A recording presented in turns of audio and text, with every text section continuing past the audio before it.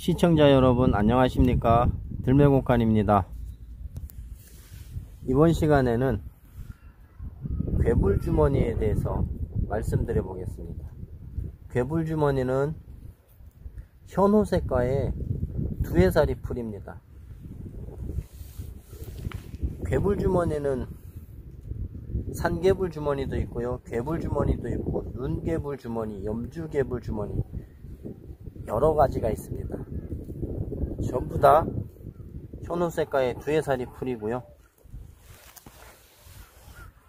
공영방송에서 이제 전국에 맞기행하면서 다니는 그 최불암 선생님이 이게 몇 해 전에도 나왔었는데 최근에도 또 방영됐었나봐요. 이 멜라초라는 이름으로 강원도 삼척지방 그쪽에서 이제 촬영하신 것 같은데, 그쪽에는 산괴불 주머니가 많습니다. 지금 제가 있는 곳은 통영인데 이쪽에는 산괴불 주머니가 아니고 일반 괴불 주머니입니다. 다 유독식물로 알려져 있고요, 실제로 심각한 독성을 유발하기도 하는 유독식물입니다. 그런데도 불구하고 일부 지역에서는 이것을 이제 나물로 사용하는데, 생으로는 절대 드시면 안 되고요, 우려내시고 데쳐서 여러 날 흐르는 물에 물을 갈아가면서 몇 번 울궈내시고 난 다음에 나물로 사용하시는데, 또 우려내시고 또 이제 조리하면서 또 익히게 되겠죠. 어떤 유튜버들 보니까 이거를 뭐 삼겹살에서 싸서 드신다고 하는데, 삼겹살에 싸서 드시면 상당히 맛이 있다고 합니다. 저는 안 먹어봤습니다. 뭐 저도 유독식물이라고 소개를 하면서 가급적 드시지 말 것을 권하는 축에 속합니다. 우리가 이제 인터넷이 발달되고 이제 유튜브라는 이런 이제 방송, 개인 방송들이 많이 활성화되고 하다 보니까 전국에서 이제 들나물, 산나물, 또한 산야초, 약초들을, 그리고 뭐 야생 버섯까지도 많이 이제 홍보하고 영상으로 만들어서 알려주고 하시는데요. 어느 지역에 살았냐에 따라서, 어느 지역에 사시느냐에 따라서 이 나물 드시는 패턴도 달라지게 됩니다. 저는 어릴 때 유년 시절을 강원도 태백에서 자랐습니다. 태백 삼척 쪽에서 아버지가 광부셨기 때문에 태백 삼척 이쪽에 정선 쪽 광산지대에서 어린 시절을 보냈습니다. 태백 삼척 정선 이쪽은 광산으로도 유명하지만 우리나라의 높은 산, 태백산, 한백산 이런 높은 산이 많습니다. 두위봉 같은 그런 높은 산이 많기 때문에 그쪽 지역에는 한번 봄철에 한 3월 말에서 4월 초쯤에 가면 길 옆이든 약간 계곡진 곳이든 가면 개천가에도 많습니다. 노란 꽃이 피어있는 그런 이 산괴불 주머니를 많이 보실 수가 있습니다. 지천에 널려 있고요. 산괴불 주머니는 또 한 포기가 엄청나게 크기 때문에 몇 포기만 채취해도 먹을 수 있는 양이 엄청나지만 모두들 독이 있다고 알고 드시지를 않습니다.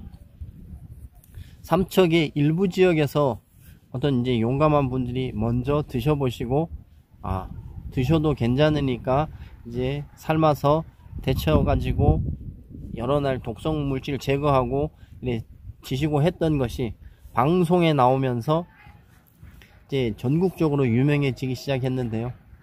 강원도 분들 대부분 거의 90% 이상이 이거 드시지 않습니다. 왜?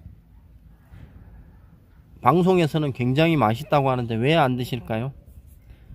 강원도에는 이런 나물 외에도 집에서 몇 발짝만 걸어가면 산이고, 앞산 뒷산 우스갯소리로 이런 소리가 있습니다. 앞산과 뒷산에 빨랫줄을 걸어 가지고 거기에다가 뭐 빨래에 넣는다고 할 정도로 산이 굉장히 많고 하기 때문에, 몇 발짝만 걸어가면 산이기 때문에 취나물이라든가 뭐 계곡에 가면 영하자라든가 맛있는 나물이 지천으로 널려 있기 때문에 이런 독성 물질은 먹으라고 해도 안 먹습니다. 심지어는 요즘에 많이 알려졌잖아요. 백지라고 알려져 있는 구리대. 구리대는 강원도 태백 삼척 정선 지역에서는 계단기라고 해서 드시지도 않았습니다. 먹으면 탈나는 줄 알고요. 실제로 많이 드시면 배탈도 나기도 합니다. 그것도. 그렇기 때문에 어떤 지역에 사느냐에 따라서 나무를 섭취하는 방식도 달랐고 조리 방법도 달랐습니다. 강원도나 경기 북부, 저쪽 중북부 이부 지역, 경상북도 북부 지역에는 비교적 높은 산들이 많고 청정 지역이 많기 때문에 이러한 나물들 있어도 섭취하지를 않았다는 것을 말씀드립니다. 그렇다고 드시지 말라는 얘기는 아니고요. 드시되 생으로는 절대로 안 되고요. 바로 삶아서 드시는 것도 추천드리지 않습니다. 드시려거든 삶아서 여러 날 이제 흐르는 물이 이제 여의치 않을 때는 우려내고 몇 시간 있다가 또 물을 새로운 물로 갈아주고 하시면서 이것을 하루 이틀 정도는 울궈내야 된다고 생각합니다. 이것을 드시는 분들은, 오래전부터 드시던 분들은, 그분들은 이런 야생식물에 몸이 면역이 벌써 되어 있습니다. 그렇기 때문에 어지간한 독성이 몸에 들어와도 다 해독하는 능력이 있고 면역작용을 하기 때문에 드셔도 괜찮은데, 우리가 오랫동안 서구화된 식습관에 노출되어 있던 분들은 뭐 햄이라든가 어묵이라든가 기름진 음식에 노출되어 있던 분들은 이런 독성이 있는 식물들을 잘못 드실 경우 반드시 탈이 납니다. 뭐 죽을 만큼의 탈은 아니지만 뭐 배탈이라든가 고열이 날 수 있고요. 뭐 명현 반응이 반드시 나타난다고 보는 것이 제 생각입니다.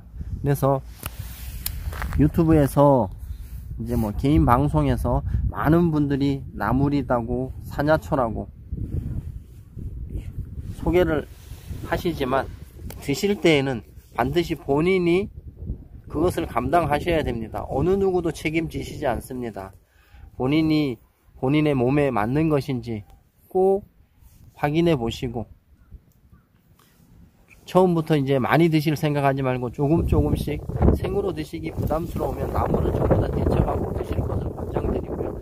유독식물이라고 얘기하는 것들도 반드시 데쳐서 드시는 것을 추천드립니다. 무조건 방송에서 식용하는 것이라고 했으니까 먹어도 된다 이런 생각하시면 큰 불편함을 초래하고 몸에 이상을 느끼실 것입니다. 오늘은 멜라초로 많이 알려져 있는 산개불 주머니, 지금 보이는 것은 남쪽 지방에는 산개불 주머니가 상대적으로 많이 없고요. 거의 개불 주머니가 많습니다. 산개불